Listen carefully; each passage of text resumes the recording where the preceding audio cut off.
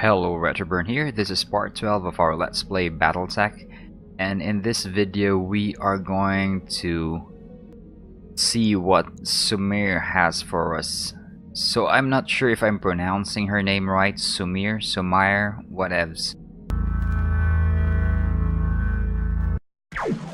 So let's go to the woman in the navigation part of our, what do you call this? It's not a jump ship, so is it a drop ship? But I've been playing Battletech in 1997 and all the illustrations of drop ships were large circular things, so this is the first time I've seen something that's more aerodynamic in appearance.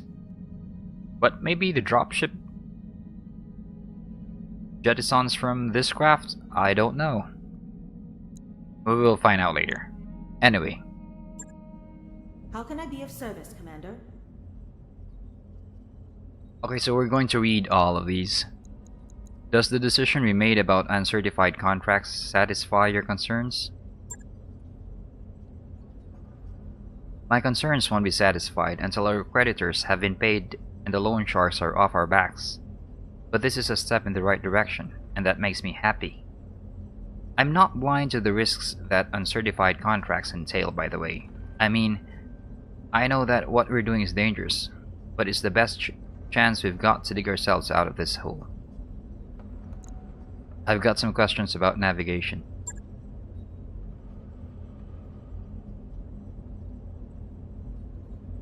Sure, ask away.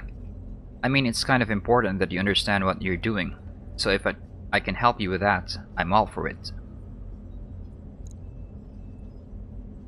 Okay, Navigator, how do we get from system to system? The short answer is that you pick a destination on the star map, and I can make it happen. Interstellar travel takes time, sometimes weeks, and it'll cost us sea bills for fuel and passage on a jump ship. But it's the only way for an outfit like ours to survive out here. We go where the work is. What intel can I get about a system before choosing to go there? Enough to make a reasonably informed choice, I think. The star map makes political boundaries clear, so you'll know whose space you're entering. I've pre-programmed the star map to lock out travel to systems designated as no-fly zones. We're looking for work, not an interstellar incident. Beyond political boundaries, the nav system will highlight political factions active in the system. That should give you a good idea of who's hiring. It's probably a good idea to check our reputation with the local factions before ordering a long voyage. Okay, so this game has a reputation system, so maybe if we take contracts here and there, maybe we're going to make friends with one faction but make enemies out of another. So we'll see in the episodes ahead. There's got to be more intel than just the local politics. There is. As you select systems on the star map, you'll see a list of the attributes the MercNet database associates with them. Attributes like black markets or poor are clues to local store contents, the type of mercs you'll find in hiring halls, contracts we may be offered, and potential mission environments. If you hover over an attribute, the star map will display a longer description for you. Beyond the political factions and attributes of a system, perhaps the most important to watch for is the difficulty rating of the merc contracts we'll find there. The MRB maintains a standardized rating system, so folks like us who's trawling MercNet for jobs can weigh the risks before accepting a contract. I want to ask about something else. What else can you tell me about the mechanics of space travel? I want to know it all. Well, the long answer is that there's two types of space travel. Travel by dropships like ours, and travel by jump ships. Dropships travel under 1G of thrust to move from a planet's orbit to a jump point. Jump points are far outside the gravity well of the star, and so travel to and from a jump point takes most of our travel time, sometimes weeks. Jump ships, on the other hand, are like ferries. They just sit at the jump point waiting for folks like us to latch onto their docking collar. Then we wait there for about 5 days while they spin up their jump drive. Once the jump drive is spun up, popping a dozen light years across interstellar space to another jump point takes nearly no time at all. I've heard stories about pirate points that a jump ship can use. What are those? They're bad news, Commander. Difficult to locate and dangerous to use. I've heard of people using pirate points in desperate situations or on covert missions, but it's not worth the risk of a misjump. You won't find any pirate points on my star map, I can tell you that. Let's just avoid them. Okay, so maybe at some future point in the story there's going to be a time where we're going to use a pirate point. Or maybe this is a piece of lore that the devs have deemed to be unwieldy to integrate into the game. Questions. I want to ask about something else. Do we always have to pay our way from system to system? Not always, no. If you check the contracts list in the command center, you'll often find employers posting travel contracts. Travel contracts are how employers attract mercenaries to their system, by paying the outfit's travel expenses. Sorry about the rooster. I hope the mic's not picking him up. Now I know what you're thinking. Why not take the travel contract and then skip out on their mission for a more lucrative contract when we arrive? You can do that, Retroburn, but we'll automatically get charged the cost of the jump. You know that old saying, there's no such thing as a free ride? Yeah, unfortunately, it's still true.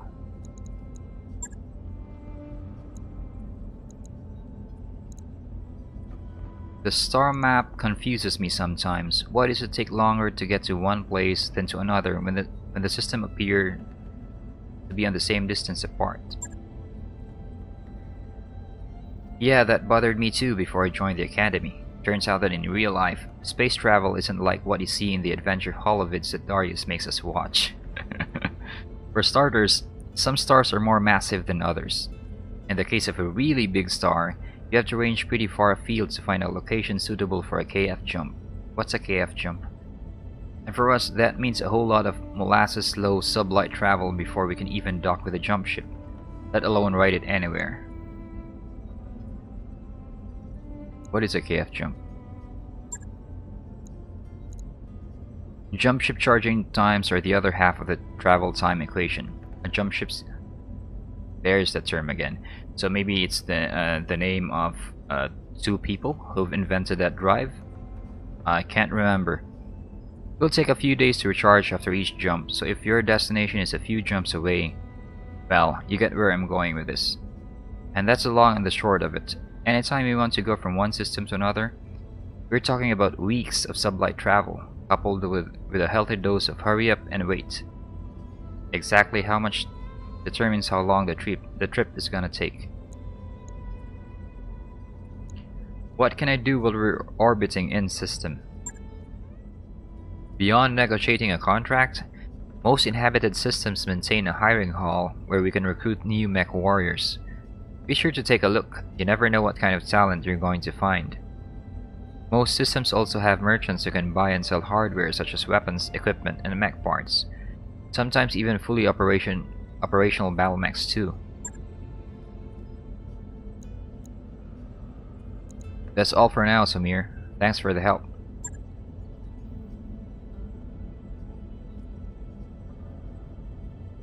Wait, I think we missed one section right there.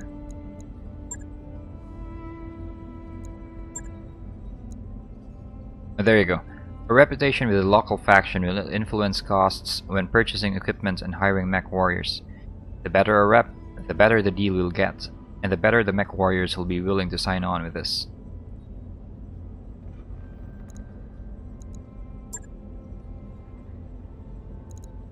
I'm collecting stories about the crew. Tell me something about yourself.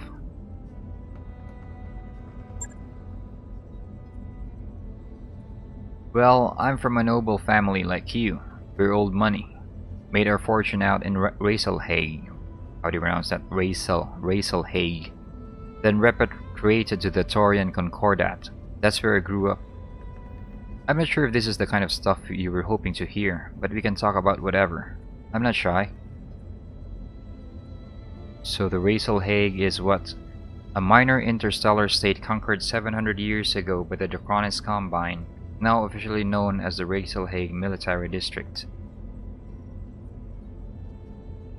The Tauran Concordat is one of the largest periphery states located rimward of Terra, beyond the Federated Suns. Founded and ruled by House Calderon, the Concordat prides itself on its independence, freedom, and stability. The Concordat is wealthy, well-educated, and well-armed for a periphery state. The Taurians defend their independence fiercely against inner-sphere aggression, particularly by the Federated Suns. They perceive House Davian's reputation as a protector of liberties as unwarranted and even hypocritical, and they have a long history of conflict with a much larger successor state. The current ruler of the Concordat is Protector Thomas Calderon.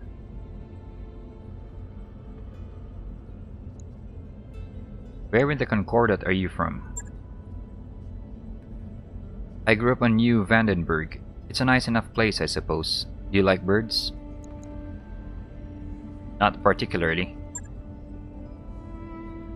Then do yourself a favor and avoid New Vandenberg. Avoid it like a plague. Something like 2/3 of the native fauna has feathers, flutters on the wind, and splatters its excrement across every available surface. Naturally, the original colonists adopted the feathery little monsters into the culture, and those of us that came after were kind of stuck with it. Statues, fountains, murals, you name it. Just a giant feathery pile of screeching alien birds. If the system had a motto, it'd be Skulk. I get the picture. You sure? Because I could keep going. I hate birds, is what I'm saying. That may be an unpopular opinion for a pilot, but I'll stand by it until the day I die. Where do you learn to pilot a Leopard anyway? The Taurian Naval Institute on New Vandenberg. Well, among other places, it's a big campus. The low-gravity training station orbiting Lompoc was my second home for a time. TNI flight training isn't usually open to civilians, but my parents had good credit back then. They could name-drop Protector Calderon. That'll get you pretty far in the Concordat, for a while anyway.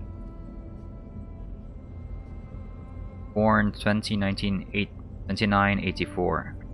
Thomas Calderon succeeded his mother Zorantha Calderon as Protector of the Tauran Concordat in 3017. House Calderon leaders are known for their pragmatism and sound judgment. Thomas is no exception. My kinda guy. The other cadets in my class weren't especially happy sharing air with a civvy, but they couldn't say much. I was nobility, and they weren't. Everyone sort of kept me at arm's length, so I had plenty of time to concentrate on my studies. I got my certification in both dropship and jumpship operation in 4 years. I even tried working in a commercial jump crew for a while, once upon a time. The people were fun, but it wasn't for me, sorry about that. The ratio of flying to violent jump sickness skewed hard in the wrong direction. What can you tell me about House Mayor? You're looking at it. My parents are both gone, blood cancer and heart disease respectively. Both treatable, but they were out of money at that point, so into the ground they went. Did so my brother David, who ran off to serve in the Third Succession War, and never came back. Oh man. The Third Succession War began in 2866 when Coordinator Miyogi Kurita responded aggressively to rumors of the Draconis Combine's weakness. But the fighting spread to the entire Inner Sphere. Because the successor state's military capabilities had been dramatically reduced in the previous 2 succession wars, this conflict proceeded at a slower pace and with less intensity than the earlier wars. Treaties signed in 3020 and 3022 ended the fighting, and by 3025, the Third Succession War has effectively ended. So, I've read in the forums, if memory serves, that this game happens in 3025, so yeah, we're fresh out from the Third Succession War, but way before the clan invasion, which will happen in 3049. That I'm pretty sure about, 3049. Okay, so let's respond. I'm no stranger to loss myself. Yeah, I'm sure you're not. Nobody is really. It's a rough galaxy. David was 13 years older than me, and had a foot out the door before I turned 3. And my parents, well, they raised me by proxy, the traditional noble fashion. There was no real bond there, even when I was young. None of this is to say that my folks were bad people.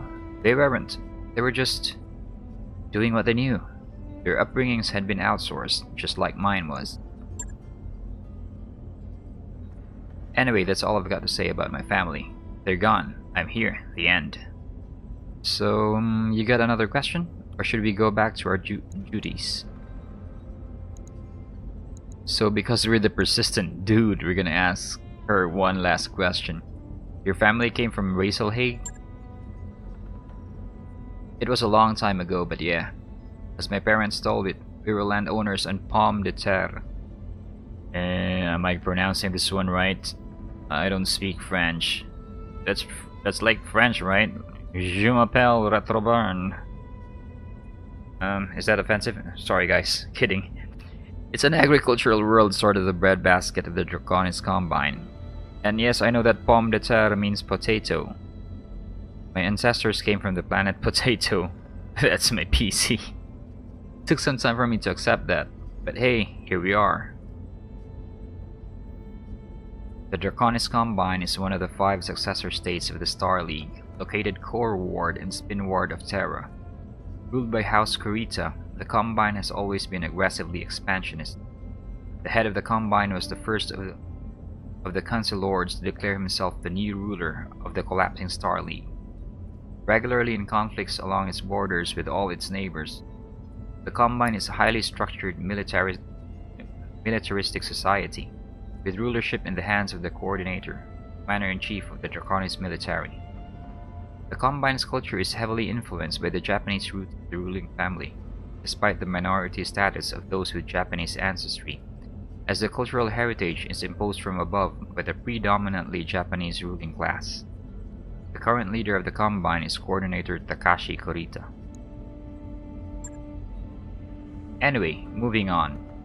House Mayor's holdings were meager, but the value of that land was astronomical. For minor nobility, we were really very wealthy. And then the Third Succession War broke out, and the political rhetoric got ugly. House Mayor didn't want a single part of what was happening, so my ancestors emptied their accounts and ran. As a rule, House Kurita takes a really dim view of nobles who cut and run. Words like traitor and defector start getting thrown around, and the Combine really don't want to be on the receiving end of allegations like that. I wouldn't be standing here today if House Calderon hadn't granted my ancestors asylum in the Concordat. In all likelihood, House Mayor would have been wiped out before I was even born. Honor the Dragon. House Kurita has dominated the Draconis Combine since its founding in 2319 by Shiro Kurita, who imbued the state with its strong Japanese culture. Personal honor and a self-reliance bordering on xenophobia are hallmarks of Kuritan policy. Embracing the way of the warrior, the Draconis Combine has had a long history of antagonism with and aggression against its neighbor. So it's a very xenophobic and a nationalistic house. House Calderon is the dynastic ruling house of Taurus, the Tauran homeworlds, and the Tauran Concordat. The line is descended from Samantha Calderon, who founded the first colony on Taurus in 2253. Members of House Calderon are considered fair, egalitarian, and pragmatic in their decision. My kind of crowd. I'd like to talk about something else. Be my guest. What do you need? I've gotta get back to it. Talk to you later, Sumire. Good day, Commander. Okay, so that's that for part 12. I said that we were going to divvy up the the last three, including this one, among Darius, Yang, and Sumire right here. So after this, in part 13, we're going to explore the leopard. Maybe we'll start with the mech base, repair our mechs, and see if what it has in store for us. I took a peek and found out that we have a brand new mech in the form of a locust, which is exactly what the doctor ordered because our spider is very much a tattered mess. So we're going to tinker with this one and maybe repair these three if we can afford it. So, but yeah, anyway, this is the end for part 12, and if you like this series, guys, please like and subscribe. Would go a long way in supporting this let's play. So I'll see you in part 13. This has been Retroburn. Stay cool, stay frosty.